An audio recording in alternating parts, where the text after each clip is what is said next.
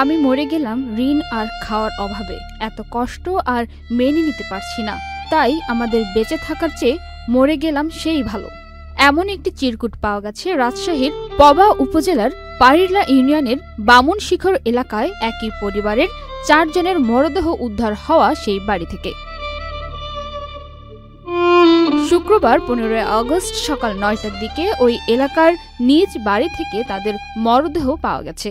নিহতরা হলেন 30 বছর বয়সী মিনারুল ইসলাম এবং 28 বছর বয়সী তার স্ত্রী মনিরা বেগম, 13 বছরের ছেলে মাহিম, 18 মাসের মেয়ে মিথিলা। মাহিম খড়খড়ি উচ্চ বিদ্যালয়ের 8ম শ্রেণীতে পড়াশোনা করত। পুলিশ ও স্থানীয় সূত্রে জানা যায়, মিনারুল ইসলাম কৃষি কাজ করতেন।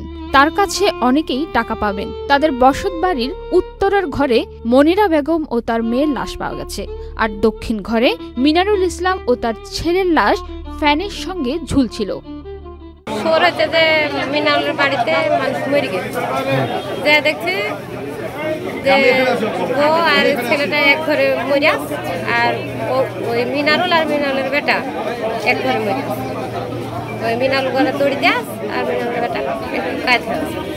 সকালবেলা এসে দেখি দরজা ভাঙিয়ে দিয়ে সব লাশ শুয়ে পড়ে আছে, ওইটাই দেখেছি। তো 9টার পর হবে, তাও 9টার পরে আমরা পরে এসেছি।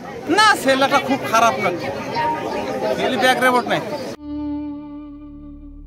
উদ্ধারকৃত চিরকুটে লেখা ছিল, আমি নিজ হাতে সবাইকে মারলাম, এই কারণে যে আমি যদি মারা যাই তাহলে আমার বউ ছেলে মেয়ে কার আশায় বেঁচে থাকবে?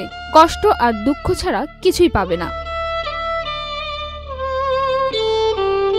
আমরা মরে গেলাম ঋণের বোঝা আর খাওয়ার অভাবে, তাই আমরা বেঁচে থাকার চেয়ে মরে গেলাম সেই ভালো। কারো কাছে কিছুই চাইতে হবে না। আমার জন্য কাউকে কারো কাছে ছোট হতে হবে না। আমার জন্য আমার বাবা অনেক লোকের কাছে ছোট হয়েছে, আর হতে হবে না। চিরদিনের জন্য চলে গেলাম। আমি চাই সবাই ভালো থাকবেন। ধন্যবাদ। রাজশাহী মেট্রোপলিটন পুলিশের কমিশনার আবু সুফিয়ান বলেন, মরদেহর পাশে একটি চিরকুট পাওয়া গেছে। ধারণা করা হচ্ছে সেটি নিহত মিনারুলের লেখা, তবে বিষয়টি তদন্ত করে দেখা হচ্ছে।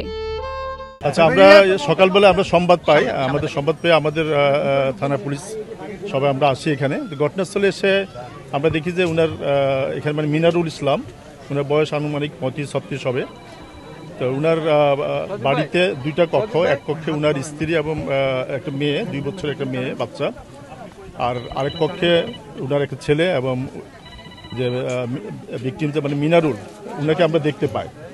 তো এখানে যেটা দেখা হচ্ছে যে স্ত্রী এবং যে ছোট বাচ্চাটা তারা যে কক্ষে আছে পাশের রুমে, সেখানে তাদের গলাতে মানে শ্বাসরোধ করে হত্যা করা হয়েছে মনে আমাদের কাছে প্রাথমিকভাবে মনে হচ্ছে। আর পাশের রুমে যেখানে উনি থাকতো ওখানেও ওই খাটের মধ্যে উনার ছেলেকে আমরা দেখতেছি, সে মৃত অবস্থায় আছে, সেও মানে শ্বাসরোধ করে হত্যার মতো মনে হচ্ছে। এবং ভিকটিম যিনি অর্থাৎ মিনারুল, উনি ফ্যানের মধ্যে ঝুলিয়ে নিচে একটা মানে আছে চেয়ার আছে, ঝুলিয়ে আত্মহত্যা করছে মনে প্রাথমিকভাবে মনে হচ্ছে।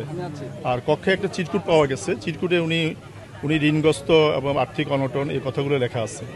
তো আমাদের সিআইডির ফরেন্সিক টিম এবং পিবিআই ওনারা আসছেন, ওনারা ক্রাইম সিনের আগে ছবি বা আলামতগুলো সংগ্রহ করার পরে আরও আমরা বিস্তারিত জানতে পারবো যে আসলে অ্যাকচুয়াল কারণটা কি।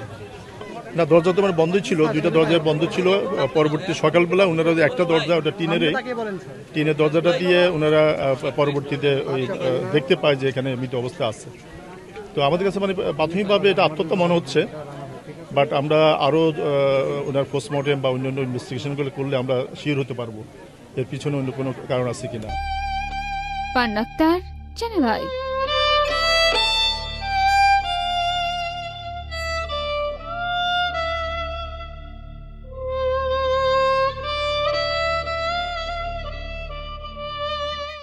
বান্ডেল থাকলে প্রতি সেনমানিতে টাকা বাঁচবে। বিকাশ সেনমানি বান্ডেল কিনে জিতুন প্রতি লেনদেনে।